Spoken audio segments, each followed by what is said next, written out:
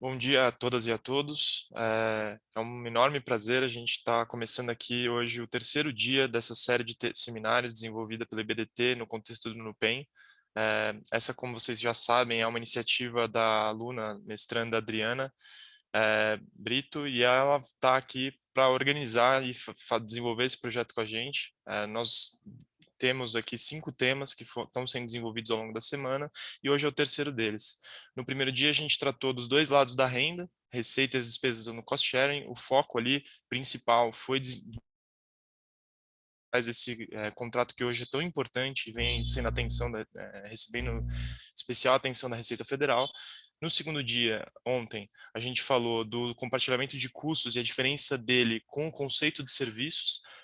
Outro debate muito importante, não só na seara municipal, no contexto do ISS, como também nos aspectos dos tributos federais. E hoje a gente vai para um tema bastante prático e muito interessante, não só do ponto de vista acadêmico, mas também do ponto de vista profissional, que é um dos objetivos do mestrado acadêmico e profissional do IBDT. Hoje a gente vai discutir os critérios de alocação de custos, se a gente deve usar critérios diretos ou indiretos, considerando os desenvolvimentos recentes das observações da Receita Federal, em especial a solução de consulta 276 de 2019. A gente tem conosco hoje a Ana Cláudia Tume, o Álvaro Pereira e o professor Luiz Eduardo Chueri. E como moderadora, o desafio de controlar essa discussão tão rica vai estar com a Doris Karen. Então eu passo a palavra agora para a Doris. Espero que a gente tenha um bom evento. Obrigado, pessoal. Bom dia a todos. Para mim é um privilégio e uma responsabilidade estar aqui nesse painel. Para quem não me conhece, eu sou Doris, eu sou pesquisadora do NUPEM. O NUPEM é esse mestrado sensacional do IBDT, que está fomentando tantas discussões de temas carentes, como cost sharing, e inéditos, como é a questão de alocação de custos, que a gente vai discutir ao longo desse painel. Então, os meus colegas, queridos palestrantes, dispensam qualquer apresentação, mas caso tenha algum desavisado aqui, tenha algum ET assistindo, eu vou apresentá-los. Antes de apresentá-los, eu queria agradecer muito ao professor Luiz Flávio Neto, à minha querida amiga Renata Emery, pela oportunidade de participar do grupo de trabalho do NUPEM. E nesse grupo de trabalho eu conheci pessoas como a Adriana e como o Henrique, que estão desenvolvendo projetos inovadores, diferentes, e tentando suprir várias lacunas que a gente tem no estudo acadêmico, né? E, inclusive, que estão organizando eventos como o seminário que está ocorrendo ao longo dessa semana. Pegando esse gancho, eu apresento o professor Luiz Eduardo Chueri. É a primeira vez que eu estou num painel do IBDT e num painel com o professor Chueri. Então, assim, é um marco para mim na minha carreira, né? Minha carreira acadêmica, minha carreira profissional. O professor Chueri, todos já conhecem, é a fonte primária de conhecimento tributário, renomado doutrinador, professor, advogado, e a mente, né? A mente, o coração, a alma por trás do sucesso que é o mestrado do IBDT. Professora Ana Cláudia Otume, também renomada advogada, fonte primária de conhecimento, professora do IBDT, e eu acho que a gente tem que destacar a Ana também por tudo que ela representa no Brasil com o trabalho dela frente ao WIN da BDF, né? A Organização das Mulheres, sempre com equilíbrio, sempre buscando fomentar a presença feminina e também sem esquecer da técnica nas discussões. E o professor Álvaro Pereira, que me disse para não apresentá-lo como professor, mas ele pode não ser professor de carreira, mas ele ensina todos os dias, a todos que trabalham com ele. No mundo corrido das consultorias, o Álvaro é um ponto de equilíbrio, um ponto de referência para a equipe e para os clientes. O Álvaro é sócio da PwC e participa de fóruns internacionais, como, por exemplo, dentro do GETAP. Tá? Então, sem mais delongas, vamos entrar aqui nos debates desse tema inédito que a gente vai discutir. Eu vou colocar aqui as perguntas nos slides e o desafio dessa moderadora é conseguir acertar a internet e dividir os slides direitinho. Então, vamos lá. Tá todo mundo vendo, gente? Tá ok? Assim, Doris. Tá? E aí a gente já começou pela última. Então, deixa eu colocar aqui para eu conseguir passar. Então, tá aqui o nome dos palestrantes, o tema de hoje. E eu vou introduzir a primeira pergunta. Eu acho que a gente tem que aproveitar a presença e o conhecimento desses professores hoje, né? Então, a primeira pergunta é para contextualizar quem às vezes não está tão por dentro do tema que a gente está discutindo, né? A alocação de custos. Então, vamos começar a esclarecer qual é a diferença entre o critério direto e o critério indireto de alocação de custos do ponto de vista jurídico e contábil, e também do ponto de vista internacional. Então, eu acho que a gente pode começar com a professora Ana Utume. Desde já, eu peço licença, a professora Ana disse que vai ter que sair uns 10 minutinhos antes do fim do nosso painel, por outro compromisso, mas eu acho que ela pode começar falando do jurídico, depois o Álvaro do contábil e o professor Schweire do internacional, até porque isso já vai dar um bom gancho para a próxima pergunta. Então, professora Ana. Muito obrigada, Doris. Agradeço ao Luiz Flávio, à Adriana, ao Henrique aí por todos os esforços para esse belíssimo evento. Realmente é um marco aí na contribuição dos mestrandos aí nesse desenvolvimento de temas tão importantes, né? E na questão, e sem dúvida nenhuma, eu concordo com a Adriana, quando a Adriana e o Henrique comentam que a questão, e a própria Doris, né, que a questão do cost sharing, ela é tão importante, ela está em todos os grupos empresariais, nacionais ou internacionais, e acaba sendo pouco discutido aí na academia. Então, acho que bastante importante esse encontro aqui para a gente estar discutindo. E essa questão do critério da alocação, eu diria que ela é chave para que você distinga a questão, para que você possa distinguir o que é, né, o que de fato é uma cobrança de uma alocação de custo e o que é a cobrança de uma alocação de preço. E por que isso? Porque, na verdade, se eu estou falando que eu vou alocar os custos, eu tenho que fazer uma alocação justa que eu consiga justificar aí conforme esses critérios, e aí a essência, o essencial desses critérios, de tal maneira que eu mostre que, olha, ninguém está ganhando nesse contrato. Na verdade, quem está ganhando é o grupo econômico que consegue, ao invés de ter a mesma função em várias empresas, consegue centralizar em uma empresa só. Então, o ganho tem que ser um ganho do grupo em termos operacionais, mas não financeiro. Então, a empresa que seja a empresa centralizadora dessas atividades, e até para dificultar um pouco mais, na vida real, muitas vezes você tem a empresa centralizadora da maioria das atividades é a empresa A, só que tem alguns tipos de atividades que a empresa B centraliza. Então, essa questão de estabelecer um critério é fundamental para mostrar que eu não tenho uma empresa do grupo tendo qualquer tipo de vantagem sobre outra empresa do grupo. O que está tendo bom,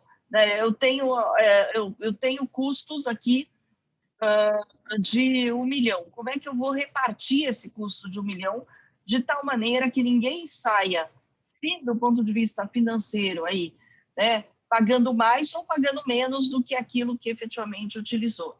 E nessa questão do critério direto e indireto, acho que mais que tudo, a dificuldade é que uma boa parte das empresas, quando começam eu já acompanhei várias ações de implementação de contrato de cost sharing, e as empresas, elas em geral, elas falam, bom, então é muito fácil, eu vou fazer um critério de alocação.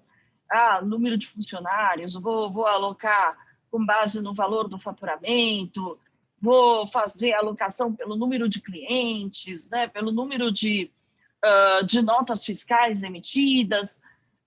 E o problema do cost sharing é justamente que você não tem aquela questão de que um critério atende a todos os custos compartilhados, né? Então, eu preciso, primeiro, mapear quais são os custos passíveis de compartilhamento e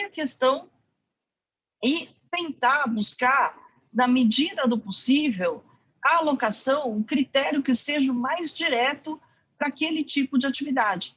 Nem sempre esse critério totalmente direto ele é possível, né? Tem várias atividades que muitas vezes você não consegue fazer um critério tão direto assim, né? Mas, de qualquer maneira, acho que essa busca do critério direto e o uso do critério indireto, na medida que eu não consiga, né, um critério direto que seja razoável, acho que é bastante importante. Ou seja, se eu vou fazer... teve um caso de um grupo que eu analisei, né, que a empresa que tinha 30% do faturamento levava, né, menos do que 5% das demandas de um departamento contábil, porque era uma empresa que tinha um faturamento muito forte, concentrado aí num cliente que era o governo.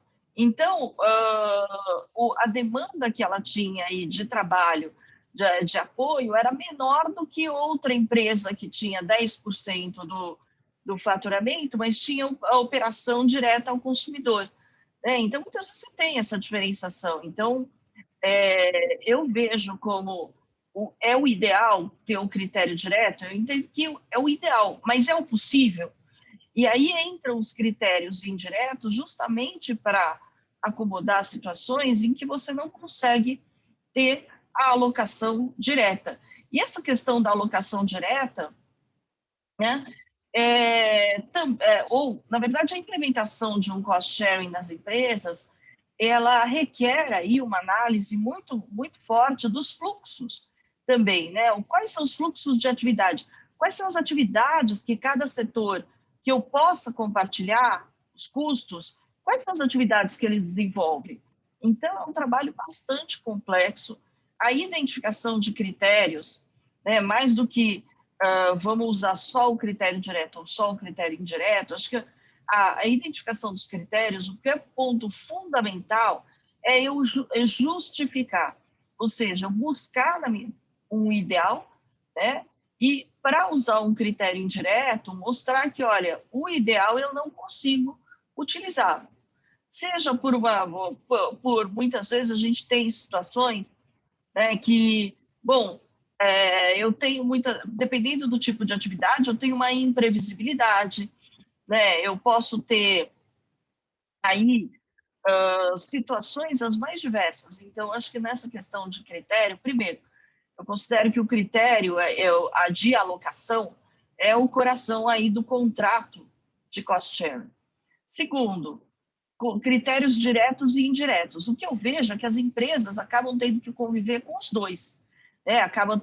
Vão ter atividades que, sim, o critério direto é de fácil aplicação, e outras atividades, né, que o critério direto não é de fácil aplicação. Tem até uma questão que muitas empresas usam do critério direto ou indireto de número de funcionários para RH, tá? Esse critério funciona como direto na maioria das atividades. Mas um dia desses, num grupo econômico, me contando que o sindicato da empresa que tem um número menor de funcionários dava muito mais trabalho. E que ele tinha muito mais, né, demandas aí daquele grupo que tinha um menor número de funcionários do que aquele outro. Então, mesmo eu tentando fazer critérios direto, pode ser que na prática isso acabe se tornando um critério indireto, mas o que é importante é eu buscar, né, identificar cada atividade a ser compartilhada e buscar qual é o critério que faça mais sentido, aí o critério mais apropriado para cada situação. Muito obrigada, Ana. E do ponto de vista contábil, Álvaro, o que a gente teria que se atentar e dar como introdução? Doris, tudo bem? Primeiro, eu queria agradecer a oportunidade de estar aqui com vocês, ao Luiz, a Adriana, ao Henrique, e também compartilhar aqui esse momento com você, Doris, a Ana e o Chuiri. Vamos lá, então. No que se refere à questão contábil, muita coisa que a Ana comentou, ela está bem em linha do que a literatura contábil trata a respeito do assunto, tá?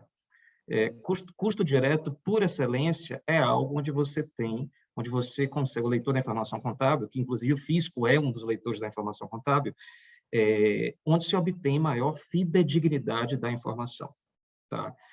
A gente costuma olhar no âmbito contábil essa questão de rateio, isso é muito mais focado em contabilidade de custos propriamente dita, mas nada impede que esse mesmo tipo de entendimento seja replicado para rateio de despesas, até porque as áreas, por exemplo, de controladoria, quando vão tentar medir a eficiência de uma determinada atividade meio, elas recorrem de elementos da atividade de custo para validar.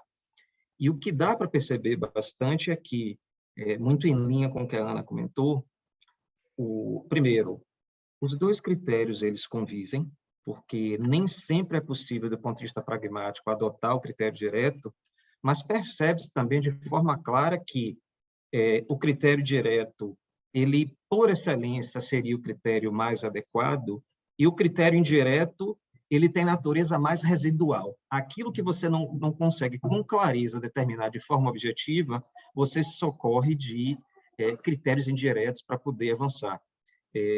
Trazendo até um exemplo aqui, até curioso, eu estava comentando com o Luiz Flávio antes de começar o webinar, que tem um caso até que na época o Luiz Flávio era conselheiro do CAF em 2017, de uma instituição financeira, que esse caso no CAF ele acabou ficando famoso por conta do usufruto de ações, tá? Do usufruto oneroso de ações, mas tem uma seção também que é de rateio de despesas.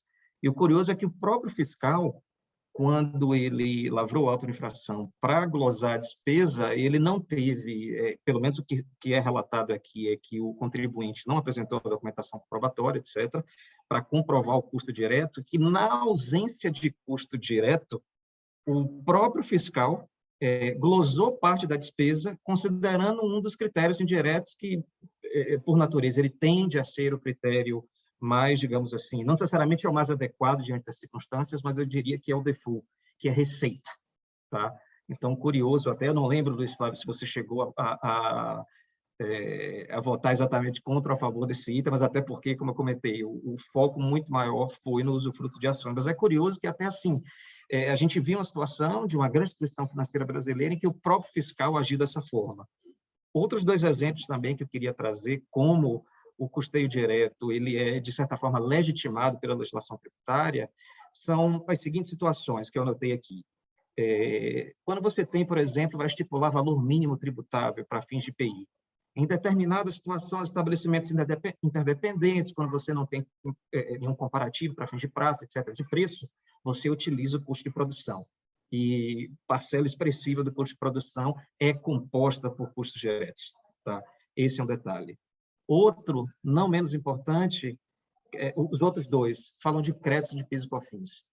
Primeiro, a gente tem a questão da empresa que ofere receitas que estão sujeitas à incidência não cumulativa e à incidência cumulativa. O que me veio à mente agora é, sei lá, uma empresa de licenciamento de software local, tá? Não uma estrangeira que está revendendo.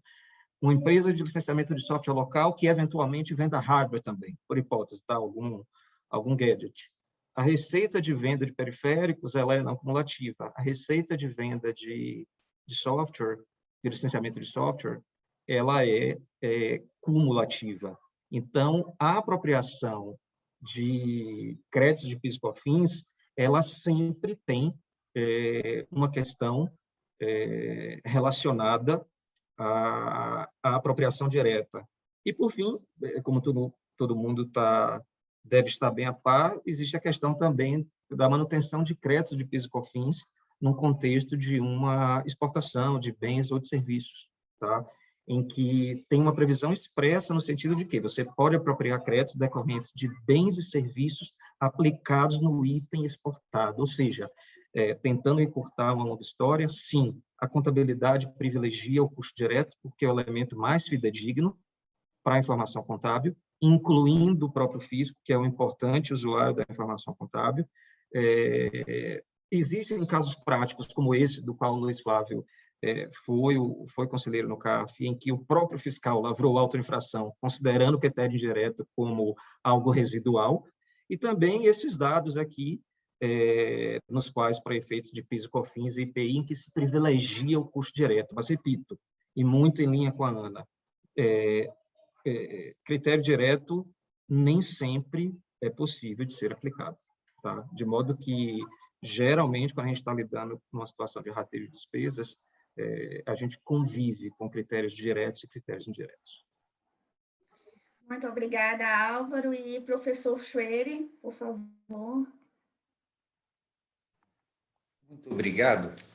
Eu estava até falando aqui no chat que depois da grande explicação que já tivemos, não tem muita diferença na esfera internacional, ou seja, as diferenças são as mesmas. Claro que diretamente dizer esse custo foi incorrido por A, se eu tiver prova de que a empresa A é que incorreu naquele custo, a alocação direta é essa, a alocação direta é que eu consigo comprovar que aquele custo é daquela empresa. Claro que tem que dar preferência para um critério direto, se eu tenho como fazê-lo. Não o tendo, não se encontra também na literatura alguma coisa uniforme sobre qual o melhor critério indireto. E aqui que ganha toda a insegurança e toda a importância dessa pesquisa que a Adriana está fazendo. Quero cumprimentar aqui a Adriana, o Henrique, pela organização, pelo Doris, a Doris também, porque realmente aí é o ponto. Bom, já que não tem o direto, como é que eu faço? O custo existe, eu preciso alocar algum modo, eu preciso achar alguma chave de alocação que seja defensável. E aí começa a conversa e aí vai ser todo o nosso seminário. Então, respondendo diretamente, não se encontra na esfera internacional alguma resposta distinta daquela que nós vimos com os problemas brasileiros já respondidos aqui pela Ana Cláudia e pelo Álvaro. Muito obrigada, professor. Agora, aproveitando o professor Schwery para já iniciar a próxima pergunta, na palestra de ontem, chegou a ser levantada a questão do critério razoável. E o professor Neder mencionou, quando você aloca, você teria que saber quanto cada um gastou, qual seria o critério. Então, a minha pergunta aqui, professor, é qual é a definição de critério razoável? Poderia a autoridade fiscal impor que as empresas utilizem o critério mais razoável sob sua ótica, ou seria suficiente as empresas demonstrarem que os critérios utilizados por ela naquele caso concreto foram razoáveis, com foco no seu contexto operacional? Essa talvez seja a pergunta mais importante, mais difícil que nós vamos ter hoje. Que é justamente, veja, eu estou no critério indireto, então eu já não sei mais como alocar o custo. O custo existe, a empresa se aproveitou, não existe dúvida, portanto, quanto à necessidade, quanto ao fato de que aquela empresa teve algum aproveitamento daquilo, é bom que se esclareça isso.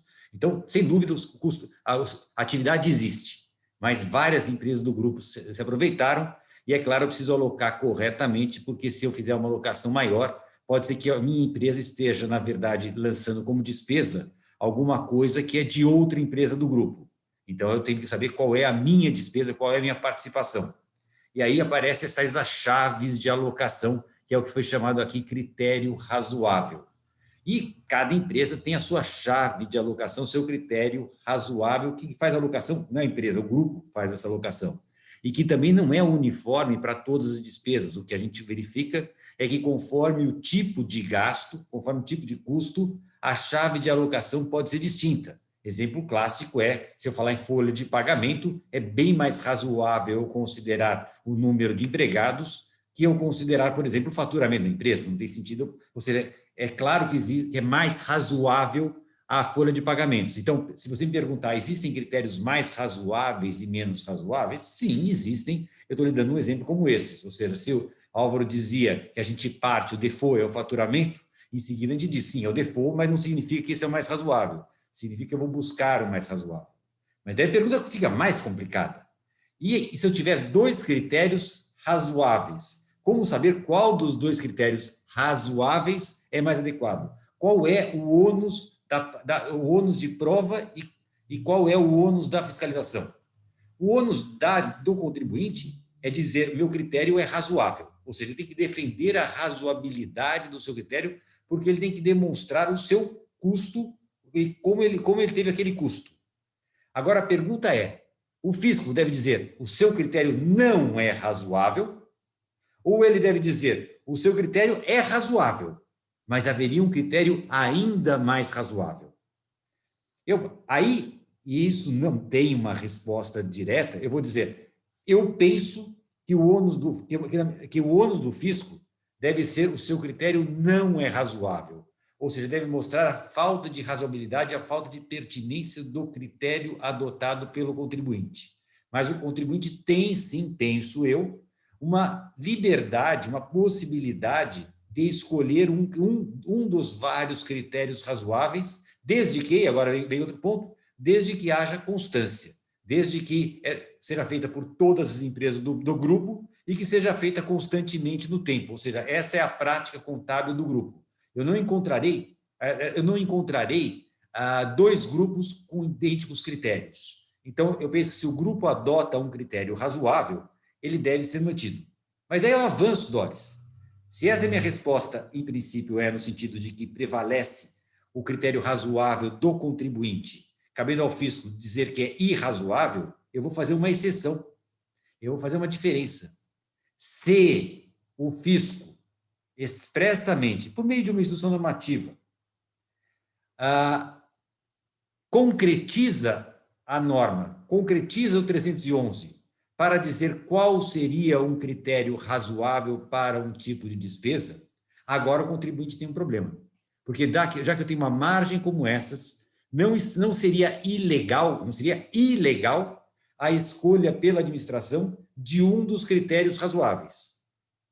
E aí, neste caso, me parece que a concretização dada pela administração, em termos gerais, por uma norma, deve ser seguida. Porque aí inverteu-se tudo. Aí ao contribuinte caberia dizer que o critério escolhido pela administração é ilegal. Então, veja, ilegalidade significa que o critério não é razoável.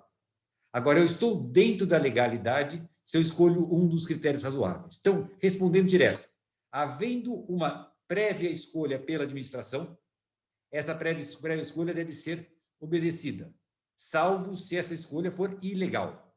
No sentido inverso, não havendo a prévia escolha, se a escolha é feita pelo contribuinte e é consistente, a administração deve aceitar. Muito obrigada, professora Ana. Nesse tema da questão da definição de critério razoável, na verdade, assim, a questão eu acredito que o que é o critério razoável eu identifico pela realidade das empresas e das atividades a serem compartilhadas. Como o professor Chueri falou, para que eu possa mostrar para o fisco que a razoabilidade do meu critério, não basta eu ter só o discurso, eu preciso mostrar, olha, os custos que estão sendo compartilhados são gerados por essas atividades aqui, né? E eu analisei qual é o critério mais justo de divisão desses custos.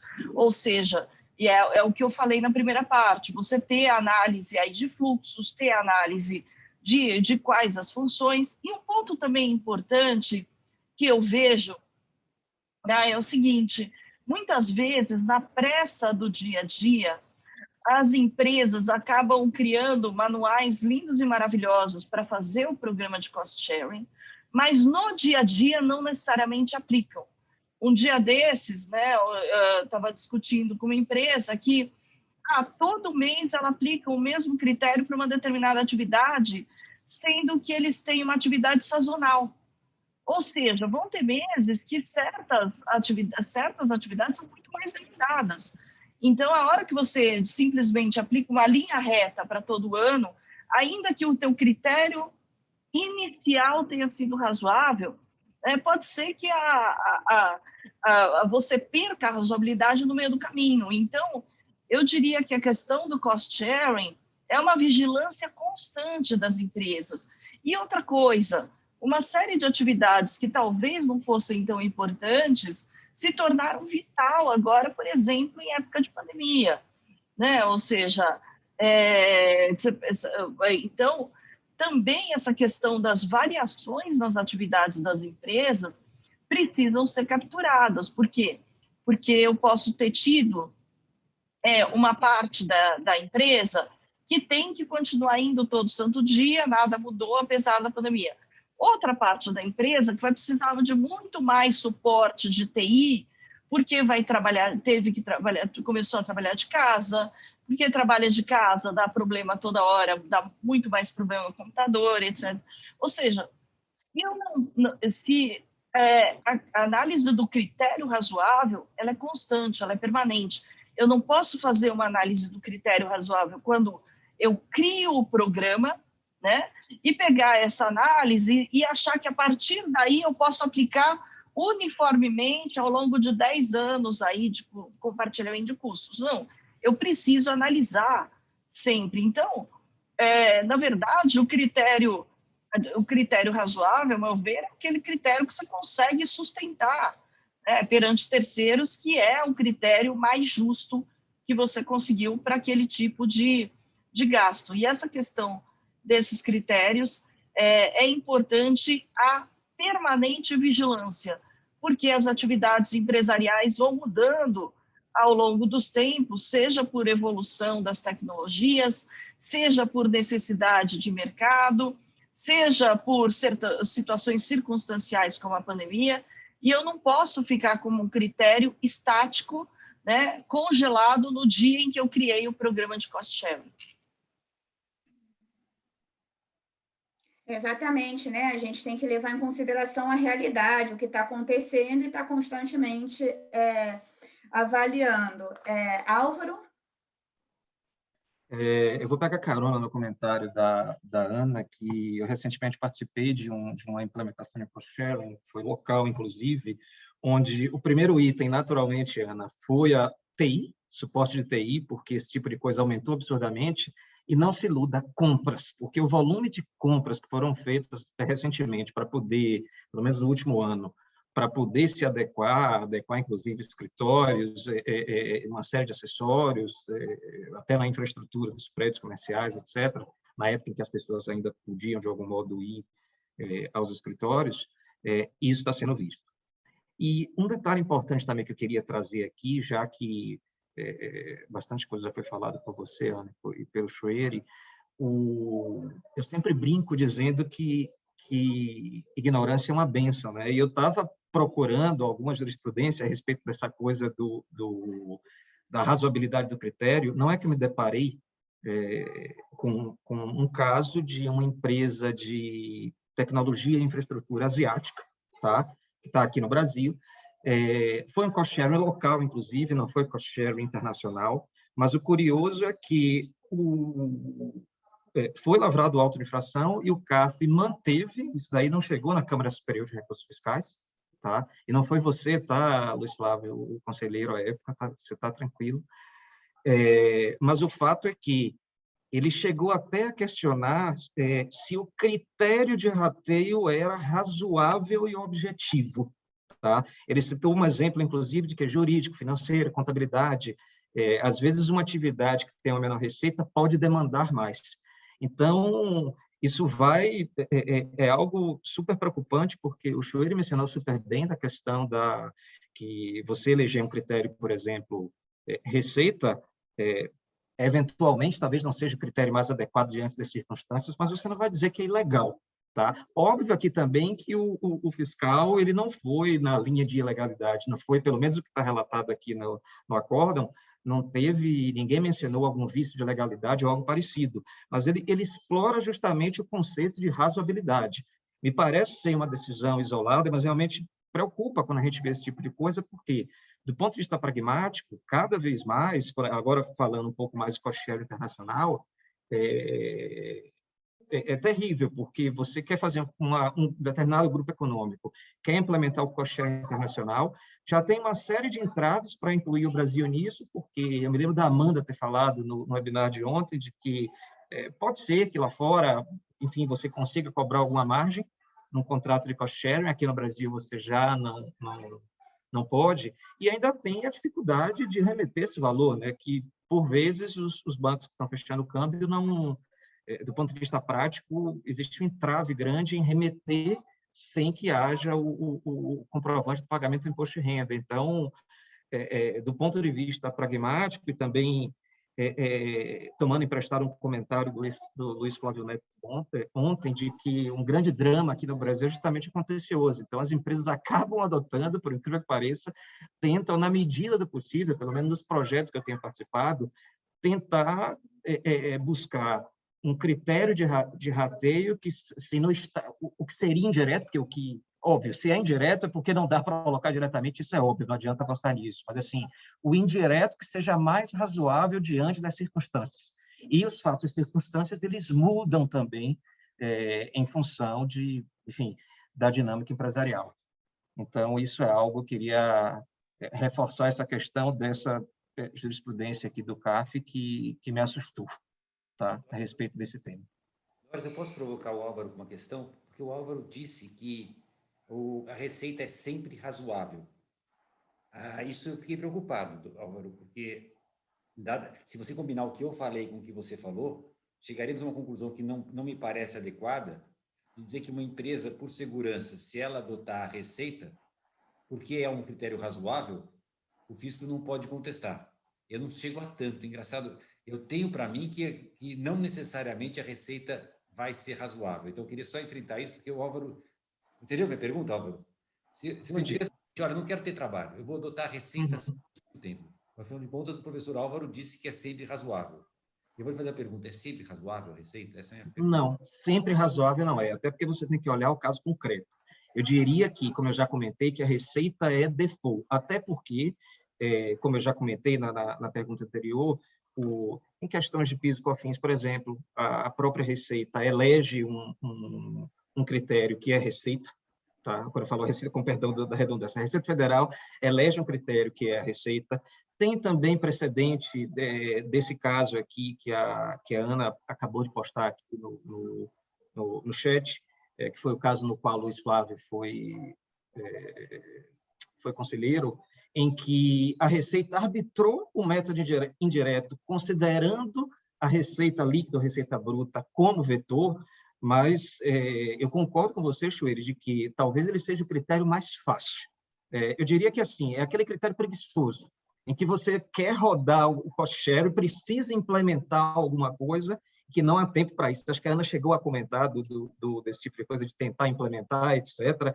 Ele acaba sendo esse tipo de critério, entre aspas, preguiçoso, mas não necessariamente ele é o critério mais adequado diante dos fatos e circunstâncias. Eu mesmo passei por uma situação em que um cliente na área de segurança e de facilities, né, serviços de limpeza, conservação, etc., queria adotar a Receita como um determinado critério de rateio em algo relacionado à folha, e eu falei, poxa, por que não número de empregados? Óbvio que também a administração até retrucou dizendo, olha, eu cobro homem-hora, então colocar o critério de receita ou colocar número de empregados não vai fazer mais diferença, mas também tem aquela questão de sindicatos, não necessariamente o sindicato que regula as seguranças, ele vai também regular outras atividades de serviços gerais. Então, de fato, a análise é caso a caso. Desculpa, Doris, é só para dizer isso, para concluir, então. Ótimo, não tem problema nenhum. A gente podia ficar o dia inteiro ouvindo. Então, estamos aprendendo e anotando. É o critério de legalidade. Então, não necessariamente adotar a receita, eu estou ainda dentro da legalidade, porque eu tenho que buscar um critério razoável. Então, não necessariamente, ou seja, o preguiçoso, gostei da expressão do Álvaro, preguiçoso não significa razoável. Ou seja, a empresa deve se esforçar por um critério razoável. O que eu disse é que há um limite, haverá vários critérios igualmente razoáveis e, neste caso, a escolha da empresa deve ser respeitada. Mas entre critérios igualmente razoáveis. Não com critério como a receita, que às vezes não seria sequer razoável, seria preguiçoso. Então, vamos guardar desse painel, desse ponto, a diferença entre o preguiçoso e o razoável. Ou seja, a escolha de um critério razoável pela empresa, se não houver uma norma do fisco no sentido contrário, ela deve ser respeitada, mas tem que ser razoável. Então, pessoal, agora com essa introdução maravilhosa e única, né? Porque, como eu falei, esse tema é inédito. Eu nunca vi um painel específico sobre alocação de custos. Vamos analisar o que ocorreu no Brasil e a solução de consulta 276 de 2019, que está fazendo barulho. Esse barulho está em vários aspectos, mas aqui vamos focar na alocação de custos, e eu vou pedir licença para ler um trecho do parágrafo 31 da solução de consulta, onde a Receita fala que uma das características do contrato de compartilhamento de custos é que a vantagem individual é medida através de métodos indiretos, com base em critérios objetivos, e não por uma determinação direta do custo, como acontece na prestação de serviços individualizados. Só um parênteses, eu estou vendo que tem várias perguntas, aqui eu vou usar elas no case, tá? Quando a gente chegar no caso concreto. Então, minha pergunta para os professores é: como vocês veem essa discussão específica sobre o critério da alocação direta e indireta no Brasil? Se teve alguma evolução ou retrocesso, considerando decisões passadas, né, principalmente a 8 de 2012, que foi mencionada ontem, que foi muito elogiada à época. E eu aproveito para pedir para considerar também essas decisões locais, como, por exemplo, o que o Álvaro mencionou. Tem diversas decisões locais do CARF, da Receita, no que tange especificamente ao critério de alocação entre empresas brasileiras, né, de custos locais para fins de dedutibilidade. E muitas vezes critérios como faturamento, receita, etc., são aceitos. Essas decisões poderiam servir como base também nas transações internacionais? Então, Álvaro, eu queria, por favor, começar contigo, já que você trouxe essa questão local também. Ok. Engraçado que, lendo aqui essa solução de consulta 276, é uma coisa que é interessante você olhar todo o histórico. Solução de consulta 8 de 2012, 43 de 2015, todas elas que falam de custo internacional, a autoridade fiscal sempre trata da mesma fonte, que é a doutrina lá de Alberto Xavier. E tinha um sócio meu, que infelizmente nos deixou, o Sérgio Bento, sempre falava, né? Ele fazia reproduzia uma frase que dizem ser atribuída a São Tomás de Aquino, que assim, você tem que tomar cuidado com uma pessoa de um livro só. Né? Que sem prejuízo, evidentemente, da doutrina que existe, o fato é que, na minha interpretação, a interpretação, com perdão a redundância, a interpretação que foi adotada aqui, ela foi conveniente, no sentido de que você só aplica custo direto para a prestação de serviços, e isso não é verdade. Eu tenho uma série de situações práticas, seja cost-share internacional, cost-share doméstico, nas quais, por exemplo, existe um time de elite lá de M&A, de novos negócios na companhia, tá? E que fica na holding tentando desenvolver novos negócios. Às vezes, você constitui uma empresa até para poder prospectar alguma coisa, etc., mas não necessariamente esse time de M&A e novos negócios, ele vai ratear para todas as empresas desse conglomerado econômico. Por quê? Porque certamente um projeto Greenfield, algo que ele está de fato buscando, ele vai dedicar muito mais horas. Então, existem situações em que o custo direto, na verdade, por excelência, seria até o critério, indo naquela questão, nesse debate que a gente teve, Freire, talvez fosse até o mais razoável, sim, o direto. Por que não? O mais objetivo, o mais razoável, até para não ter aquele critério que a gente ficou brincando aqui, falando do critério preguiçoso. Então, eu particularmente, não acho que essa coisa deve ser interpretada a ferro e fogo, no sentido de que custo direto você só aplica em serviços. Eu não vejo particularmente dessa forma. Na minha visão, inclusive, o que existe é o custo direto, ele sempre deve ser aplicado. Na impossibilidade de não sê-lo, aí sim é que você busca um critério de custo, um critério de rateio que seja indireto, que seja razoável e objetivo diante das circunstâncias. Então, eu acho que sim, justamente falando aqui também da questão do retrocesso, de certa forma, é sim um retrocesso, porque na solução de consulta 8 de 2012, que foi a que permitiu, né, de fato, que, de algum modo, entre aspas, regulamentou que seria o cost-share internacional, ela não entra, apesar dela citar também o Alberto Xavier, ela não entra nesse nível de detalhe, ao contrário, ela fala de objetividade, de critérios de rateio, diretos e indiretos, ou seja, chega agora a 276 e colocou esse tipo de coisa, e o caso concreto aqui é justamente de uma atividade de engenharia, tá? Que foi o caso concreto, se eu não estou enganado, foram serviços de TI e atividade de engenharia. E o que foi questionado foi justamente a atividade de engenharia, porque foi adotado, se eu não estou enganado, o critério de homem-hora. Tá? E, particularmente, para mim, é o critério, sim, um dos critérios mais adequados. Tem até outros tipos de critério que você pode fazer uma correlação com o CAPEX, por exemplo, da empresa, que são os custos fixos. Tá? Você pode tentar fazer alguma correlação nesse sentido, mas eu vejo o critério direto como bem razoável diante das circunstâncias. Professor Schwery? Eu endosso. Na verdade eu acho que essa solução de consulta não disse tanto quanto nós estamos lendo nela, ou seja, na verdade é um problema mais de redação.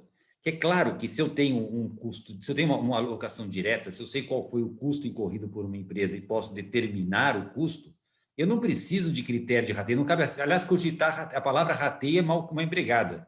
Na verdade, eu vou olhar para o custo que eu incorri e vou conseguir alocar. Alocação. Então, me parece que, eu acho que o que eles quiseram foi isso, olha, não é nem cost sharing, eu não tenho nem que me preocupar com o rateio se eu tiver um custo direto. Agora, se eu não tenho essa determinação direta, é aí que eu entro no direto. Então, claro, ou seja, o problema só começa se eu não tiver um rateio direto. Se eu tiver o rateio direto, se uma empresa acabou diretamente incorrendo em mais custo, eu não tenho como, por meio de rateio, jogar o custo em que uma empresa incorreu, jogar para sua irmã no país ou no exterior. Isso eu não posso fazer. Então, seria muito gostoso. Não, como? Está muito para mim, vamos jogar um pouquinho para outra, porque dá muito custo, eu vou ter prejuízo esse ano. É tudo que não se pode fazer. Mas foi ineficiente, o serviço acabou não me ajudando nem um pouco. Esse custo aqui, olha, não fez nenhum sentido para mim. Sim, mas você encomendou, você pediu esse serviço, o serviço foi feito para você. Assim, eu podia ter aqui documentação nesse sentido. Não dá para realocar, não dá para fazer algum tipo de rateio, não cabe rateio em custo direto. Só cabe rateio para o custo, para aquilo que eu não consigo determinar. Então, me parece muito mais um problema de redação, ou seja, foi infeliz a redação da solução de consulta, do que no mérito, porque não faria sentido que se eu tivesse um custo direto incorrido pela empresa A, que por qualquer que fosse o critério, eu lançasse para B algo que A incorreu, um serviço que A encomendou, foi prestado para A. Não faria sentido. Professora Ana?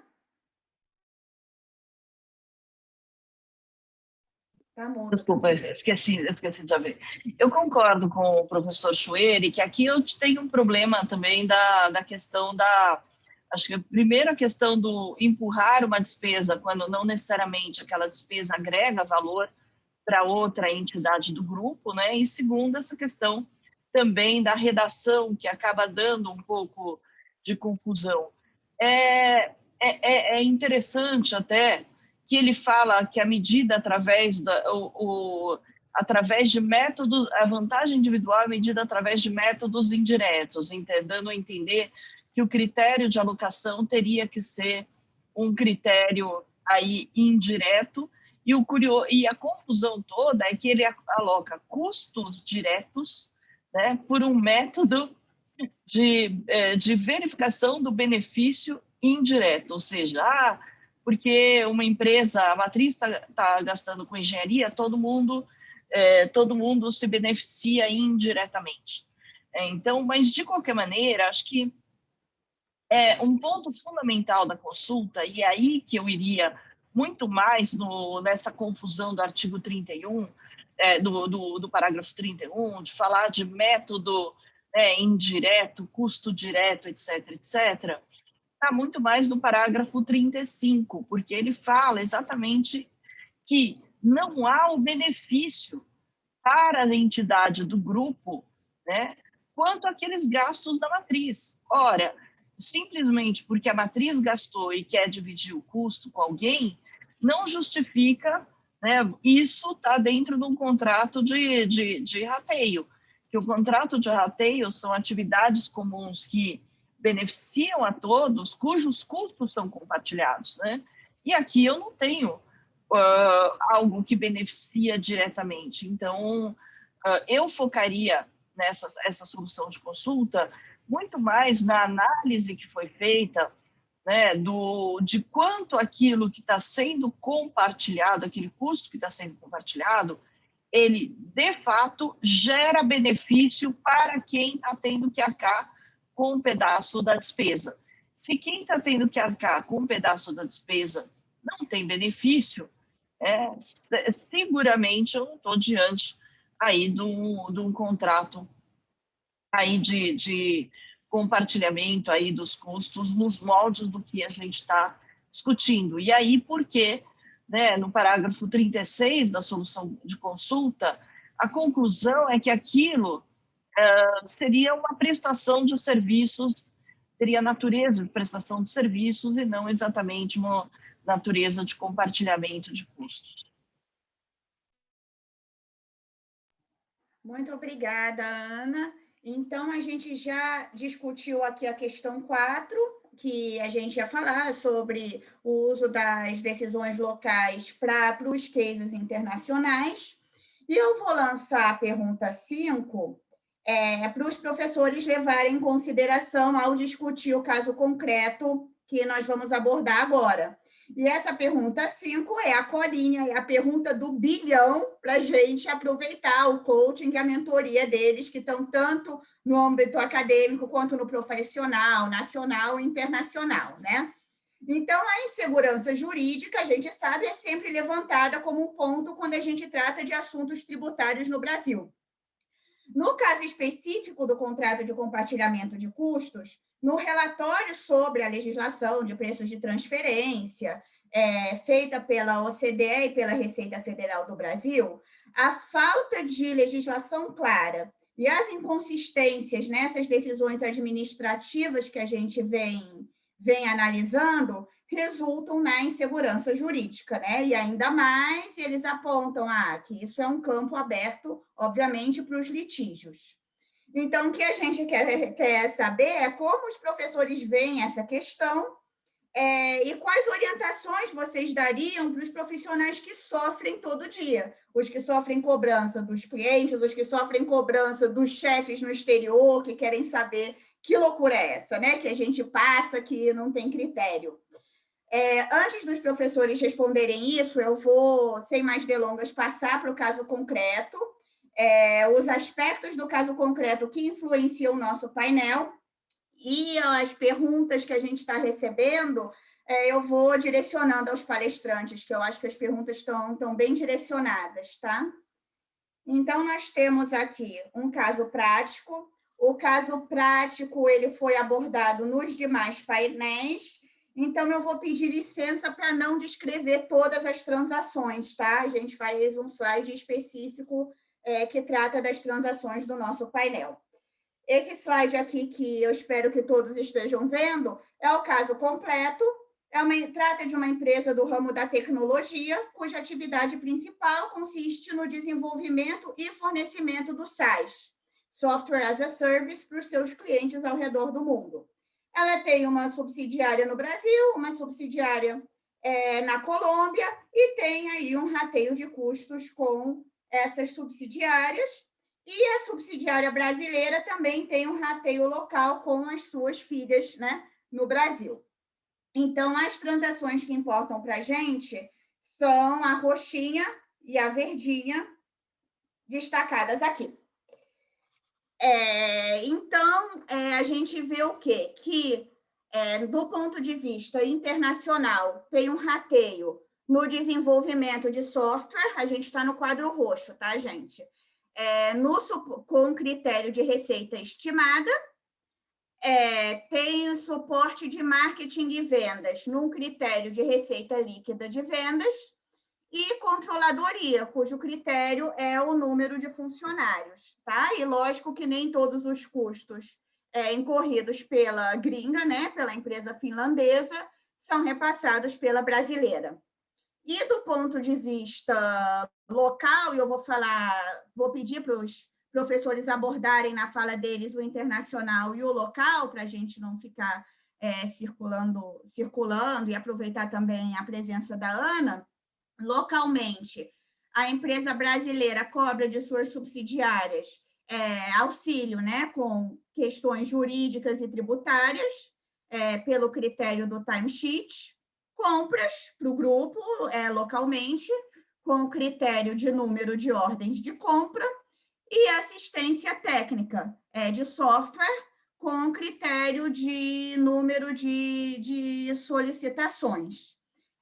Eu vou passar a palavra primeiramente para a Ana, né, levando em consideração a última questão levantada, do que foi falado pela OCDE, levando em consideração o case, e também, por favor, para você abordar, professora, essa pergunta aqui, que é se para efeitos, dada a dificuldade da constante vigilância sobre os critérios de alocação, se seria possível as empresas adotarem uma sazonalidade padrão para a revisão dos critérios, por exemplo, trimestral, semestral,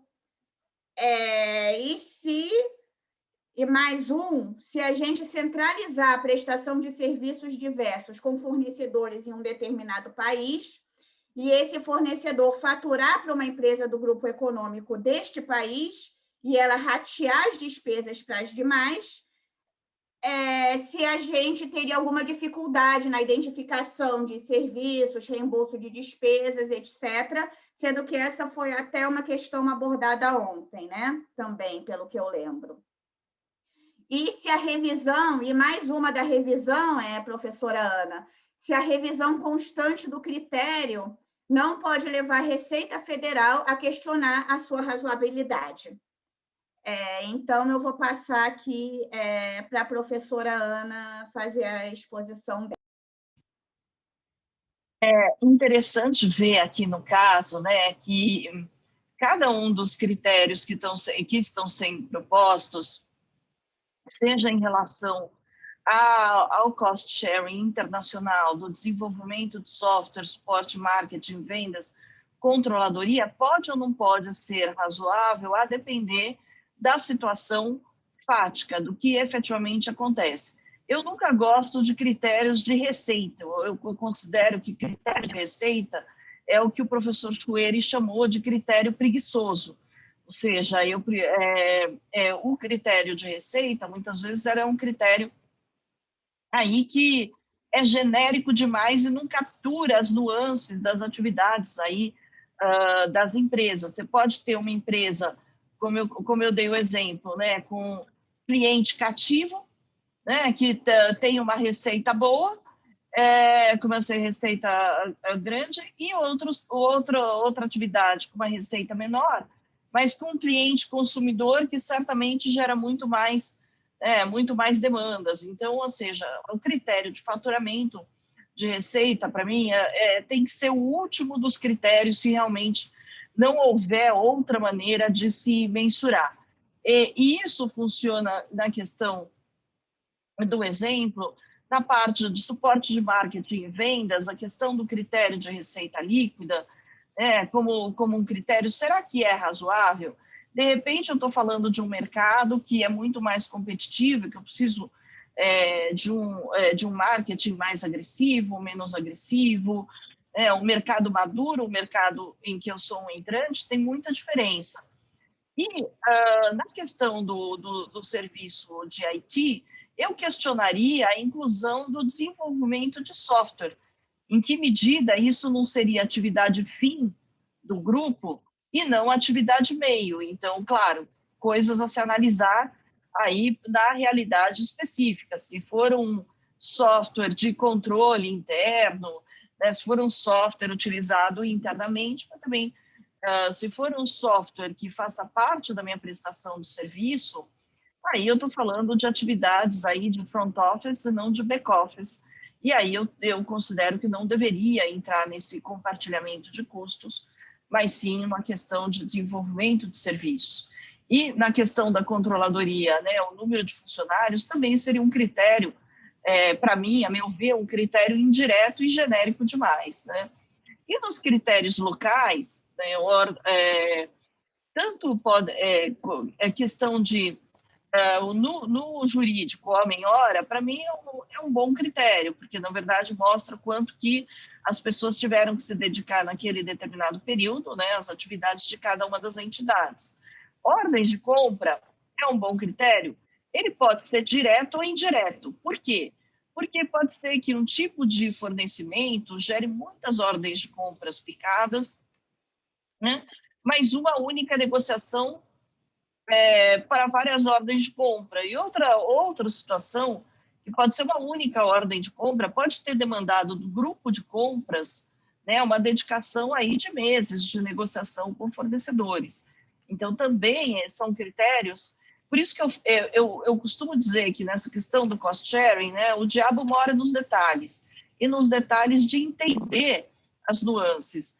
Na questão da revisão constante, do que eu chamei, né, da constante vigilância, para mim, a constante vigilância, ela reforça justamente a razoabilidade dos meus critérios, porque as circunstâncias vão mudando e eu vou adaptando isso. O que seria uma periodicidade razoável, uma periodicidade boa aí? Eu diria que pelo menos uma revisão a cada 6 meses, para mim o ideal, uma vez a cada 3 meses, mas idealmente pelo menos uma vez a cada 6 meses seria bastante importante para eu poder capturar essas diferenças e passar a aplicar, né, para passar a ter aí o cost sharing alocado, mas isso é muito mais um feeling.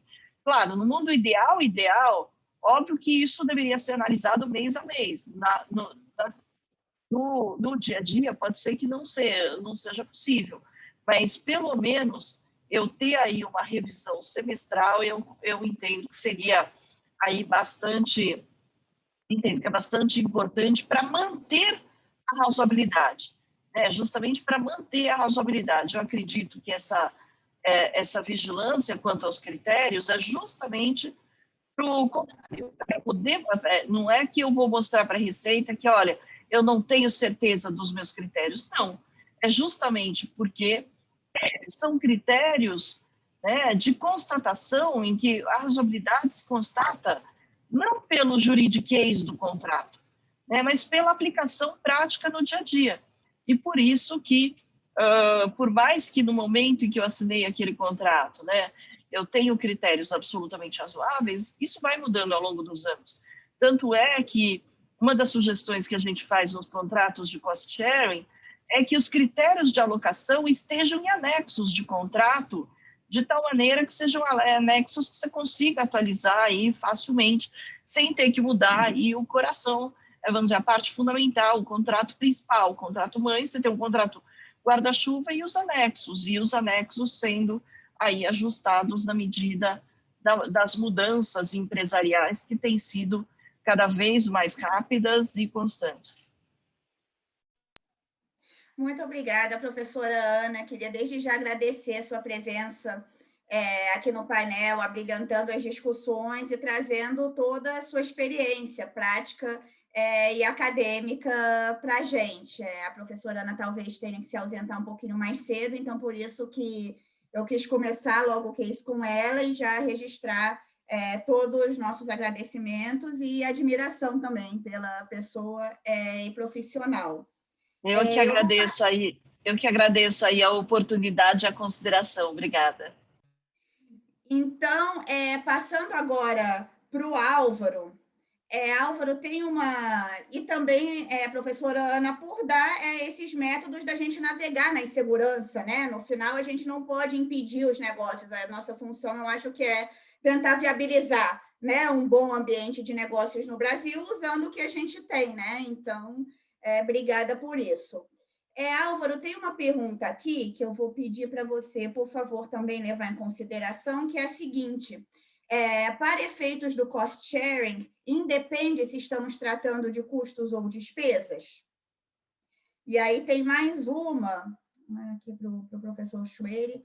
Então, e mais uma que diz o seguinte: no caso do custo direto, estaríamos então falando de uma hipótese de repasse de despesas?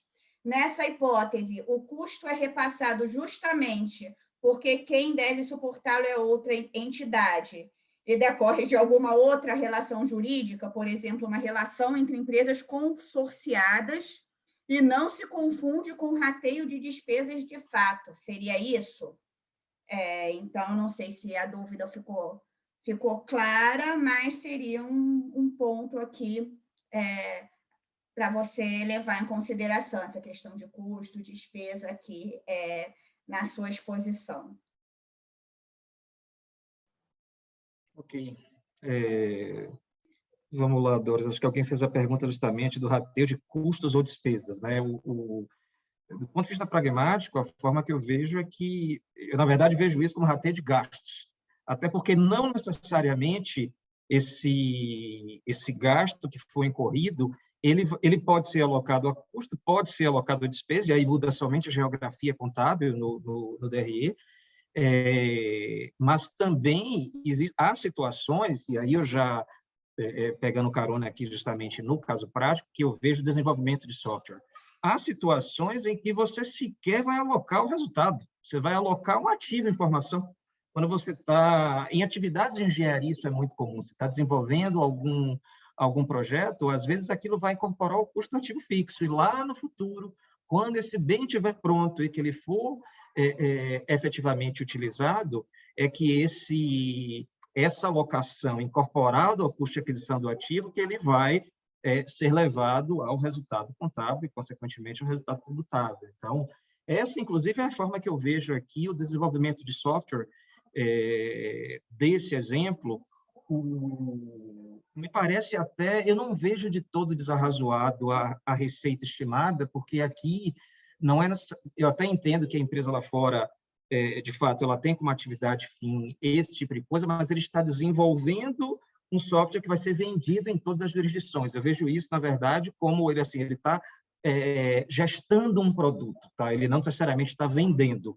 E ele está alocando nas subsidiárias, sejam elas fora da Finlândia, aqui no Brasil pouco importa no caso, de acordo com a receita estimada que se busca obter com a utilização desse produto.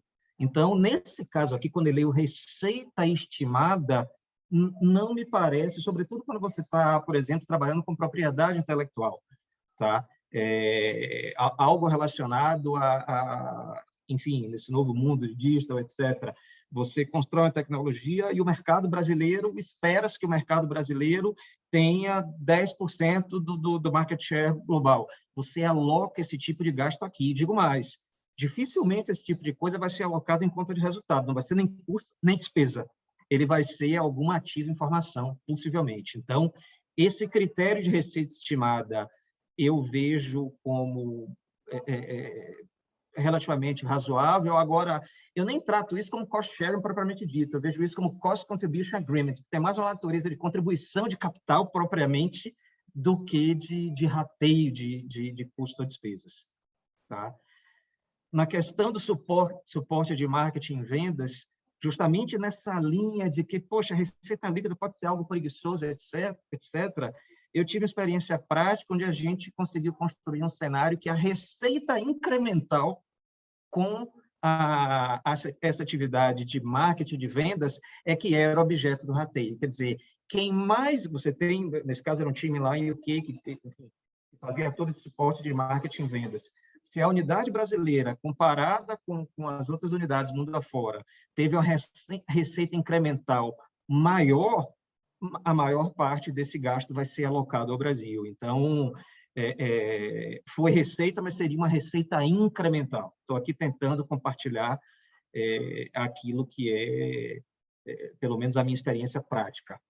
Controladoria, não me parece mais adequado o número de funcionários, até porque isso depende muito do caso prático. Tem negócios que você tem mão de obra intensiva. Ok, talvez faça sentido você alocar, mas tem negócios que você tem, na verdade, capital intensivo. No caso de indústria ou plataformas digitais, etc., você tem ali uma tremenda de uma infraestrutura de TI com uma infraestrutura de indústria, propriamente dita, onde não necessariamente o número de funcionários é o mais adequado. Eu sempre acho que a controladoria, por ser algo que não está no dia a dia, o conceito de homem-hora, ele me parece ser mais adequado diante das circunstâncias. e vai até em linha também com um comentário aqui que alguém fez, eu não lembro quem foi, que é justamente como é que se convive, né? Quando você quer alocar despesas, método direto, versus a questão, né, vis-à-vis a obtenção de dados para a efetivação dessa alocação. O desafio está justamente aqui, não sei quem perguntou, foi o Kerkili, tá? Alexandre Kerkili, que perguntou isso aqui. Do ponto de vista prático, o que eu tenho presenciado é que eu tenho recomendado aos clientes que essas horas aqui da controladoria lá fora, que haja algum destaque, porque não pode vir também uma caixa preta. Eu já tive situação em que a administração aqui no Brasil, olha, a matriz mandou registrar esse tipo de coisa. Não vai decolar isso, tá? De fato, não tem como comprovar esse tipo de coisa. Então, há de existir uma espécie de breakdown destes gastos incorridos pelo time da controladoria, preferencialmente se eles forem validados ou certificados por um CPA. Nesse caso prático que eu comentei foi Estados Unidos. Então, se um contador americano ou alguma empresa de auditoria, enfim, a certificadora, atestar aquele tipo de coisa, evidentemente, assim, eu acho que o processo de convencimento é maior, porque alguém independente observou. Jurídico e tax, eu também acho que o critério de timesheet ele acaba sendo razoável, sendo que tax, se é o dia a dia do compliance, eu já vi situações de número de filiais, que é muito voltado para a questão do compliance do ICMS, por exemplo, o número de filiais acaba sendo bastante expressivo. O próprio número também de pessoas jurídicas. Tá? Você tem situações em que, por uma questão regulatória, concessão, cada contrato é uma SPE. Né? Você tem isso. Ordem de compra também me parece, de algum modo, adequado, exceto se você se deparar com a situação que a Ana comentou, no sentido de que você pode ter N ordens de compra, mas uma deu muito mais trabalho. Tá? É algo também a ser ponderado. E a assistência técnica aqui, eu estou lendo isso, me corrija se eu estiver errado, como suporte de TI. Né? Em sendo suporte de TI, o número de chamadas e solicitações parece um critério bastante razoável diante das circunstâncias, porque você consegue, na ausência do elemento direto, essa aferição indireta acaba sendo bastante razoável. Muito obrigada, Álvaro, também por abrilhantar as discussões, trazer seu background contábil, essa experiência nas consultorias aqui do Brasil para agregar ao nosso painel, e por também ser tão importante na nossa formação profissional, pelo menos minha e da Adriana, né, que tivemos a sorte de trabalhar com você. Para encerrar essa discussão do case com chave de ouro, eu vou passar a palavra para o professor Schwery, e depois eu vou abrir para considerações finais, caso os professores tenham, e passar a palavra ao professor Luiz Flávio, tá? Então, esses serão os nossos próximos 10, 15 minutinhos. Professor Schwery, uma pergunta que veio foi a seguinte: o professor Schwery falou em razoabilidade, colocando-a como termômetro para aferição da legalidade do critério de rateio. Qual seria a fundamentação legal de onde se extrai a razoabilidade como parâmetro de aferição de legalidade?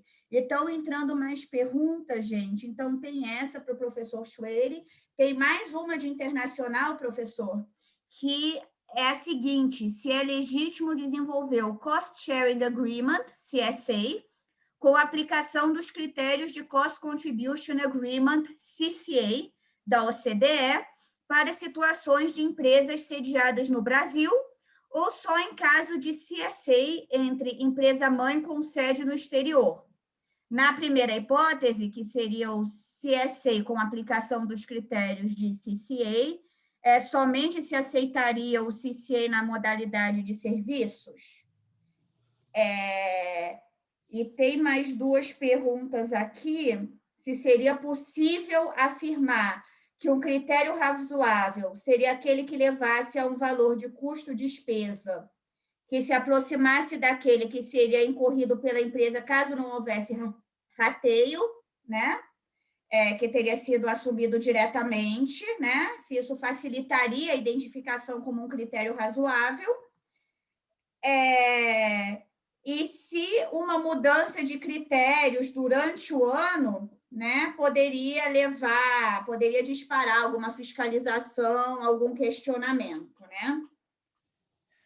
E se é possível, e eu acho que essa é mais uma pergunta de fórmula que já foi respondida, se é possível o compartilhamento de um tooling, um ferramental utilizado para diferentes entidades dentro do mesmo grupo econômico.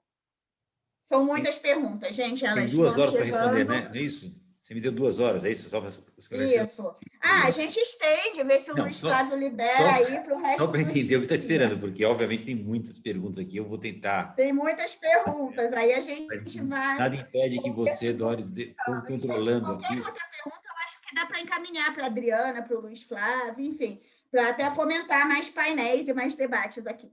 Fique à vontade, se for o caso, de repente, se alguma coisa não for coberta, a gente volta a discutir e tal, e voltando, naturalmente, tem o próprio Álvaro e a Adriana para ajudar em alguma coisa ou outra. Primeira questão, assim, essa questão da base legal. Esse é um ponto que já começamos numa questão interessantíssima. Eu adoro quando eu vejo aqueles manuais de direito tributário que falam de uma tal de tipicidade cerrada, que no direito tributário tudo é regulado, aquela certeza. Citaram tanto o Alberto Xavier é um clássico para falar da tipicidade cerrada. E eu falo, puxa vida, quem fala em tipicidade cerrada não conhece a legislação brasileira e não sabe o número de cláusulas gerais e de conceitos indeterminados que eu tenho. Sinto muito, não tem nenhum artigo de lei que eu conheça que fale sobre critério de alocação de custos e despesas. Eu tenho o artigo 311 do atual RIR, que vai falar de despesas necessárias e usuais, e a partir disso, que é uma cláusula geral, eu vou ter que construir para a tal da razoabilidade a partir dessa cláusula geral. Perguntaram também, eu tenho no chat, a questão de como é que eu posso ter segurança jurídica com isso. Eu vou dizer, olha, nós convivemos com o 311 atual, antigo 299, e aí vai até muito antigo, muito anterior, 1598, vamos chegar, enfim, nós vamos sempre pensar que, infelizmente, o que a gente consegue de segurança é a partir da casuística. Então, se você quer trabalhar com algum tipo de segurança jurídica possível, comece com a casuística. Comece com o estudo da jurisprudência, de casos análogos, e vá tentando concretizar a sua situação. Então, o primeiro ponto é esse. Professor, mas eu olhei e não tem. Um caso parecido com o meu não tem. Tem casos diferentes. Novamente, é um trabalho jurídico. Os casos diferentes, você consegue descobrir algum tipo de lógica, algum tipo de linha condutora nesses casos parecidos? Se conseguir, de novo, o trabalho do jurista. Você tem que fazer isso mesmo. Esse é o ferramental legal que nós temos. Nós não temos outro. Como eu disse, havendo alguma manifestação do fisco, me parece que é algo que a gente deve seguir, sim, desde que, obviamente, seja um critério que não seja ilegal, porque é assim que a gente trabalha. Ou seja, vamos parar com esse dogma de que o direito tributário se encerra com a lei, que a lei é precisa, completa e que não exige algum tipo de concretização. Eu tenho concretização, sim, ela é feita muitas vezes por atos do executivo dentro da legalidade. A legalidade não se contrapõe à necessidade de concretização, ao cabimento de concretização, e podemos ter situações como essas. Para com esse tipo de dogma, senão a gente começa a sofrer muito com relação ao direito tributário. Então, isso posto, ou seja, em termos gerais, eu devo buscar o que tem, eu vou para situações concretas e trabalhar com a razoabilidade. É interessante porque eu vi os demais panelistas olharem o mesmo exemplo e a gente vai tendo leituras distintas para os casos aqui. Então, eu vou fazer o seguinte, eu vou tentar me despir do que foi dito e vou dizer como é que eu li esse problema aqui. Por exemplo, a questão do desenvolvimento de software. Bom, primeiro, assim, e critério receita estimada. Eu vou dizer, que me parece claro, que se eu tiver algum tipo de rateio em timesheet, eu vou dar preferência a esse. Perguntar, professor, seria um critério adequado eu saber quanto é que custaria no mercado para eu ter desenvolvimento dessa mesma situação? Olha, mais ou menos. Talvez não.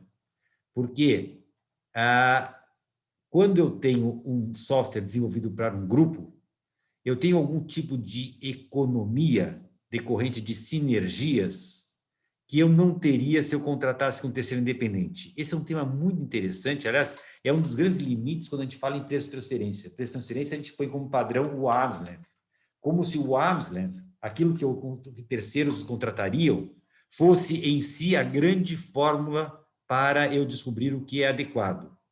Na verdade, o arm's length é uma solução legal possível, mas não é a melhor porque ela justamente desmente, ela esconde as sinergias que estão em casos como esses. Veja, se um software for desenvolvido para uma empresa, depois para outra, claro que se eu somar o custo de desenvolvimento do software para 3 empresas, vai ser maior do que o custo de desenvolvimento de um software que pode ser aproveitado por 3 empresas. Então, não me parece suficiente eu dizer, mas no mercado, se eu contratasse alguém para desenvolver um software, custaria tanto. Porque a pergunta é outra. Sim, mas se ele desenvolvesse para você e para outras 2 empresas que fizessem o seu negócio, será que custaria tanto? Então, o elemento sinergia tem que ser considerado. Então, já respondendo até a pergunta que foi feita, não basta eu encontrar no mercado para eu dizer isso é razoável. Eu tenho que considerar também a questão da sinergia aqui. O homem-hora pode ser razoável se eu conseguir. Mas agora acabei de dar um exemplo que eu dizia, o mesmo software vai ser aproveitado por várias empresas do grupo. Então, o homem-hora, que seria algo mais direto, se torna inviável se é o desenvolvimento de um software aproveitado por vários. Professor, então serve aí a receita estimada? Eu vou dizer de novo, depende para que serve o software.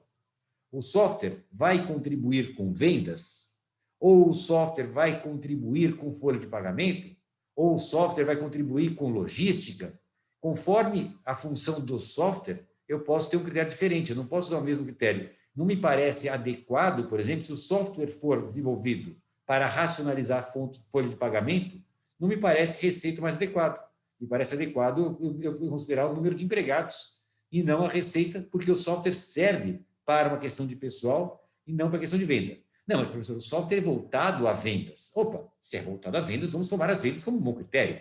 Então, dê-me a função do software e eu posso ajudar a descobrir o que seria razoável ou não. Então, a palavra desenvolvimento do software aqui, eu vou dizer, até pode ser receita, só que somente na hipótese de o software ter uma relação com a receita, ele for voltado à formulação de receita. Senão, não me parece, senão ficaríamos naquela brincadeira que foi do Álvaro, é bom esclarecer, eu apenas segui a brincadeira do critério preguiçoso. Suporte de marketing e venda, receita líquida de venda. Puxa, aqui me parece bastante razoável, né? Se for suporte de venda, e eu considero como critério a venda, em si, isso me parece bastante razoável. Professor, e se eu tiver ainda assim, homem-hora, eu sei que o suporte foi dado. Gente, para mim, homem-hora não é nem esse critério de rateio, é direto.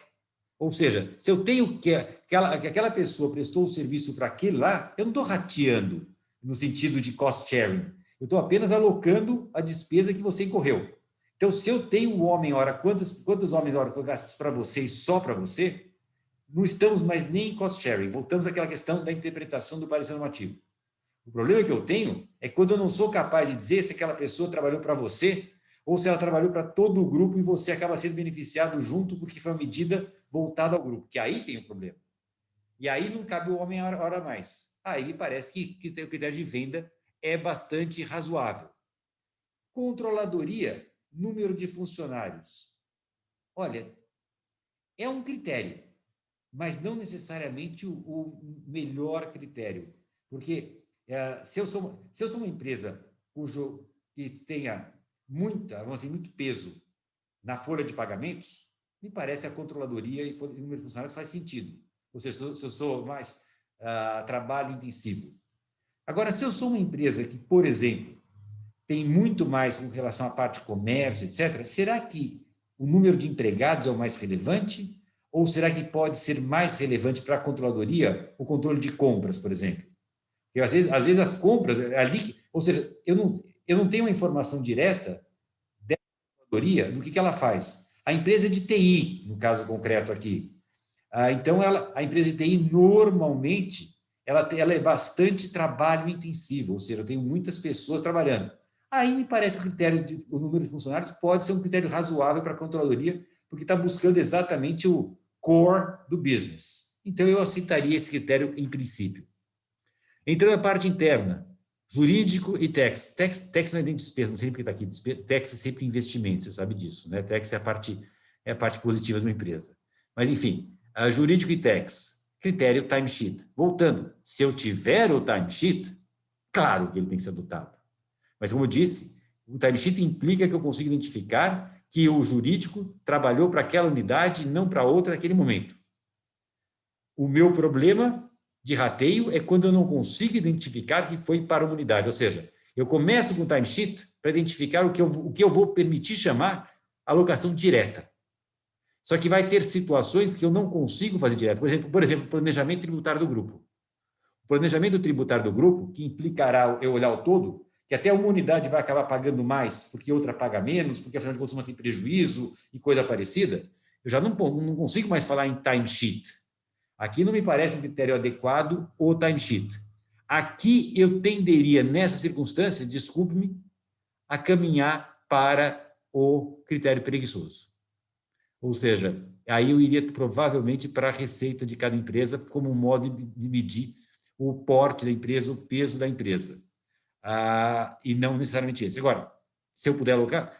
E ainda assim, veja, falei tax, mas não é bem tax, na verdade é uma questão previdenciária. Opa, então já não é mais receita. Então aí passa a ser folha de pagamento. Eu não posso pegar uma divisão e dizer esta divisão, esse é o critério adequado. Eu tenho que ir...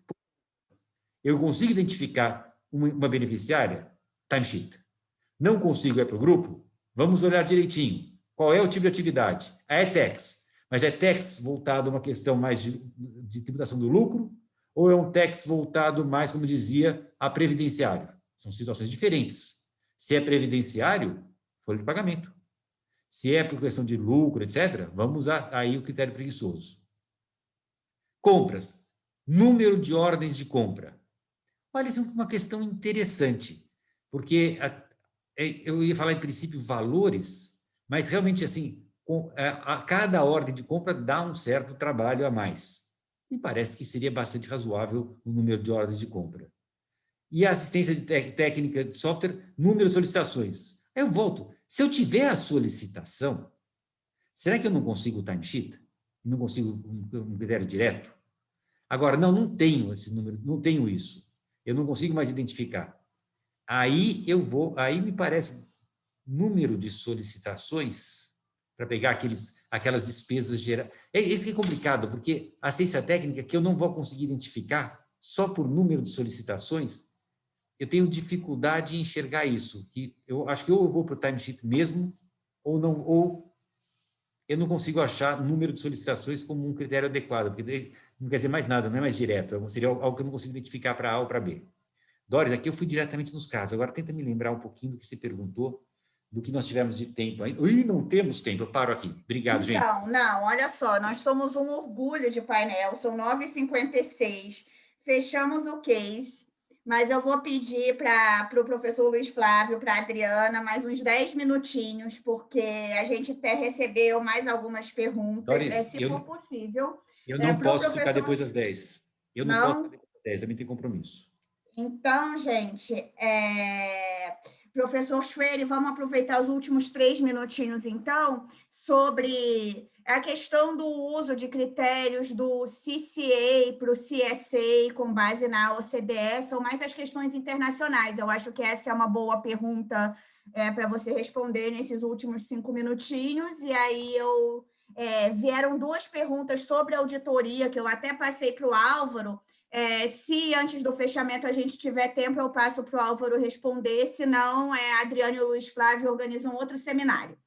Olha, respondendo diretamente, quer dizer, o CCA, na verdade, nós estamos falando... Essa utilização de critérios que a gente pega emprestado, né? O critério do CSA, o critério do CCA para o critério do CSA, né? Na OCDE, que é bem separado, como utilizaria esse critério, e realmente... Eu não tenho como responder isso sem pensar num caso concreto, ou seja, eu não posso dizer direto é possível ou não, porque, assim, por que serve para CCA, serve para CSA? Não sei, eu acabei de pegar aqui nos exemplos que a gente viu aqui, eu preciso, ou seja, essa é a típica resposta que exige caso concreto. não dá para você falar em termos abstratos. Não vai funcionar. Então, uma resposta dessas, qualquer que eu desse, seria irresponsável. Eu posso dizer, é possível? Possível é. Mas é obrigatório? Não é. Eu não posso responder sem ter. Lembrando, o Cost Contribution Agreement, eu estou falando em uma construção de uma propriedade comum de vários... É muito distinto do Cost Sharing. Cost Sharing Agreement, eu estou distribuindo uma despesa. Cost Contribution, eu estou construindo uma propriedade comum. Então, eu tenho objetivos distintos.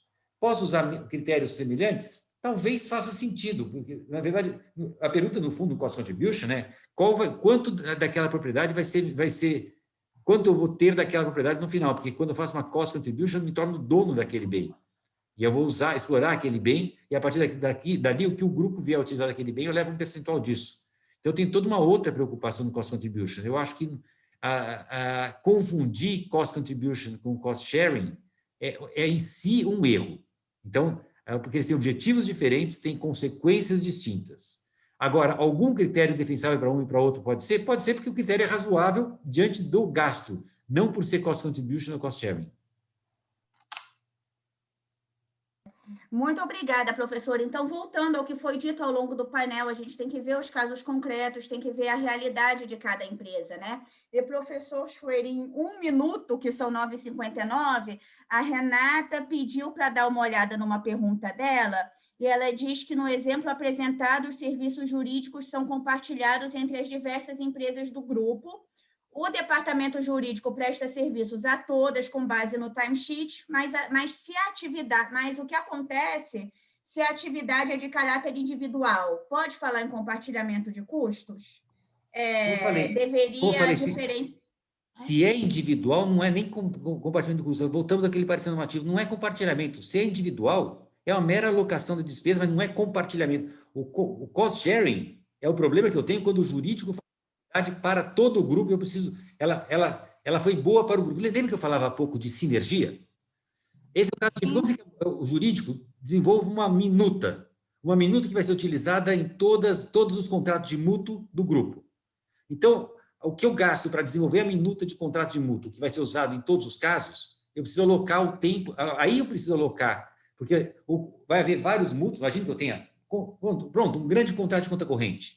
Eu tenho várias transações e o jurídico desenvolve o contrato que todos vão ter que assinar, todas as empresas celebram o grande contrato de conta corrente. Aí eu não consigo, aí sim eu tenho que fazer uma alocação, porque é uma despesa única que eu não consigo dizer que foi para A ou foi para B, foi para o grupo.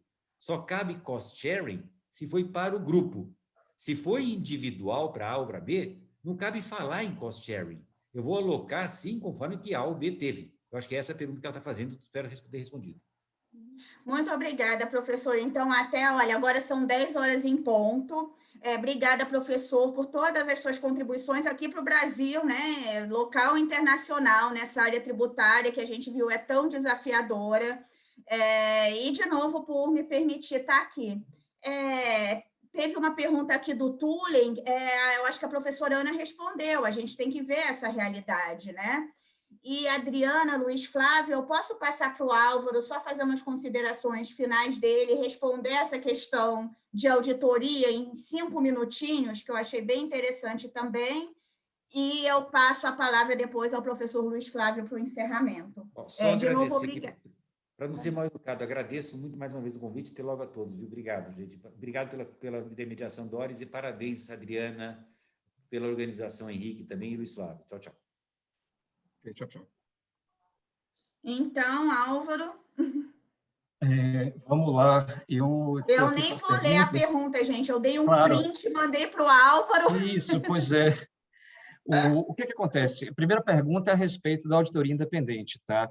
Que a auditoria independente pode ressalvar, sendo muito pragmático, nos meus 20, caminhando para 21 anos, dificilmente a gente vai se deparar com uma situação em que a gente vai chegar numa ressalva por conta de um rateio de despesas. Até porque a auditoria ela não busca precisão, ela busca razoabilidade. Então, a despesa é um componente da DRE, tá? E você precisa saber se, do ponto de vista de materialidade, relevância, aquilo está correto. Então, um desvio de 34% daquela despesa para mais ou para menos, ele não necessariamente vai ser digamos assim, impactante a ponto de gerar uma ressalva. Então, eu não vejo como elemento para ressalva. Agora, as discussões que acontecem são muito mais na linha de itens que não são rateáveis e que alguns clientes pretendem ratear. É o exemplo, o Chueiro citou aí esse caso do planejamento tributário. Existe uma dificuldade, né? Você faz o planejamento tributário, geralmente quem está se beneficiando disso é a holding, e você quer ratear esse gasto para todas as empresas do grupo. Às vezes os embates eles surgem muito mais nesse sentido, daquilo que necessariamente você não poderia ratear, porque ele é um custo atribuído, imputado exclusivamente à holding, não necessariamente é investida A, B ou C. Então, eu já me deparei com esse tipo de situação, sim, onde discutimos, em alguns casos os clientes ajustaram, outros não ajustaram, e certamente os casos que não ajustaram, todos eles acabaram, entre aspas, passando pelos critérios de materialidade de relevância. Porque, repito, dificilmente a gente vai estar numa situação que gere ressalva, no máximo, uma carta de controles internos. Tá? E a outra pergunta, para finalizar, é aquela relacionada à mudança de critério dentro do exercício fiscal. Se isso pode disparar uma suspeita de manipulação do critério. De fato, eu não recomendo revisitar os critérios, é algo importante de tempos em tempos. Tá? Eu digo até mais importante fazer o assessment. A Ana falou semestral. Eu diria que anual, fazer esse assessment anual para verificar se os conceitos que foram lá transcritos no acordo de rateio de despesas, se esses conceitos permanecem, tendo em vista os fatos e circunstâncias aplicáveis à situação atual, mas realmente mudar no meio do exercício é temerário, porque é aquela história, o jogo já está andando, no meio do jogo, você vai lá, apita e simplesmente muda a regra do critério de rateio. Então, você não tem nem uniformidade. Você pode ter até do ponto de vista contábil, você pode ter algum questionamento, porque você está atribuindo custos com critérios em que você naturalmente poderia esperar para o ano seguinte. Então, a recomendação é fazer o assessment com uma razoável frequência, pelo menos um ano, e se tiver que mudar, que não mude no meio do ano. Tá? Exceto, talvez, se você está apurando lucro real trimestral, pode até ser, tá? Que muitas empresas agora, para poder fazer compensações, né, dos pagamentos de imposto de renda, na verdade, exatamente, o não desembolsar imposto de renda, muitas empresas caminharam para o lucro real trimestral. Talvez para essas, pode até ser, porque o exercício fiscal encerrou no primeiro trimestre. Então, pode ser nessa situação específica. Tá? Muito obrigada, Álvaro. A gente queria que o painel continuasse para sempre, né? Mas todos nós temos nossos compromissos. Então, mais uma vez, agradecer ao Álvaro, parabenizar, né, a Adriana, professor Luiz Flávio, por colocar esse evento de pé em plena pandemia, né? E ser esse evento de sucesso que os números não mentem, né? Os números estão dizendo. Para encerrar o painel, vou passar para o professor Luiz Flávio, e agradecer mais uma vez. Obrigado, Doris. Obrigado pela mediação desse painel que foi tão interessante. Eu só vou rapidamente agradecer a todos vocês por mais um dia de discussões a respeito desse tema que está sendo pesquisado pela Adriana Brito, pelo seu trabalho de conclusão de curso. Eu vejo aqui que essa iniciativa conseguiu colocar mais um tijolo nessa edificação que nós estamos construindo aqui, né, Adriana? E apenas muito rapidamente, o Álvaro ele citou um acórdão do CARF, que eu tive a oportunidade de participar, e ele me fez rememorar nos idos de 2017, como o tempo passa rápido, né, Álvaro? E é claro que eu precisaria rever o caso, o acórdão, para lembrar de cada detalhe, mas conforme você ia me falando, eu fui buscando aqui na memória a temperatura do acordo, a temperatura do colegiado. Eu me lembro que, neste caso, foi um caso sustentado pelo professor Luciano Amaro, uma belíssima sustentação oral, e é interessante, pelo que eu me lembro de memória, tá? É interessante porque este caso, ele, embora julgado em 2017, ele dizia respeito a fatos ocorridos no final dos anos 90, e dos de 99, 2000, 2001, coisa do tipo. E como a Ana Cláudia bem disse, né, que cada detalhe neste tema ele é relevante. Neste caso, pelo que eu me recordo, uma questão de prova foi muito importante. E quando há questões de prova, você acaba também tendo que analisar determinado precedente, considerando o e se, né? Porque havia um detalhe de que a fiscalização, quando, enfim, estava no procedimento fiscalizatório, ela não teve determinadas informações que poderiam lhe satisfazer para aceitar o critério de rateio direto. E aí a fiscalização adotou um critério de rateio indireto, ou seja, o contrato de cost sharing foi considerado sim uma possibilidade, e aí a fiscalização foi por este caminho.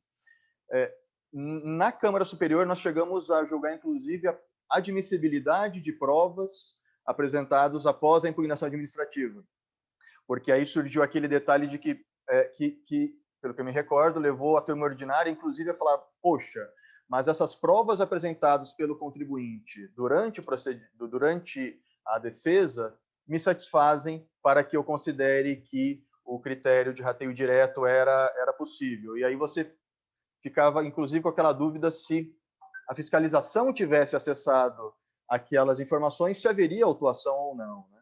E como essas provas foram produzidas no decorrer do próprio procedimento administrativo de defesa, né, no âmbito do CARF, boa parte dessas provas diziam respeito a laudos, a auditorias independentes realizadas, e não a prova crua, por assim dizer, entende? Então, na Câmara Superior, se flertou um pouco com essa questão de análise probatória, qual prova seria suficiente ou não, e houve, de memória, uma solução por voto de qualidade, compreendendo-se que os laudos apresentados não seriam suficientes. Então, é uma questão que precisa, como cada detalhe é relevante, realmente esse caso é um caso que nos traz a dúvida, bom, se o colegiado tivesse aceitado aquelas provas, então aquele critério de rateio direto teria sido considerado razoável e outros requisitos preenchidos. Com certeza um outro webinar, talvez para nós discutirmos só esse caso e outros que nos venham aqui à cabeça. Álvaro, obrigado por nos trazer esse caso aqui para discussão. Professor Chueire, Ana Cláudia, são professores aqui do mestrado do IBDT. Doris, obrigado por se juntar a nós. Álvaro, muito obrigado. Adriana, conta para a gente o que vai acontecer amanhã e acho que a gente pode seguir para a nossa finalização. Muito obrigado, pessoal. Obrigada a todos, excelente painel, excelente discussão, agradeço imensamente aos professores que aqui participaram, a todos os participantes também que enviaram suas dúvidas, seus questionamentos, tenho certeza absoluta que isso engrandeceu ainda mais esse painel. E aí, só lembrando que amanhã o nosso seminário começa às 18 horas e nós abordaremos sobre o conceito de benefício mútuo nos contratos de rateio de despesas. Eu irei palestrar junto com as minhas queridas colegas e amigas de mestrado, a Renata Emery e a Cláudia Pimentel, e teremos a moderação da Ana Gronig.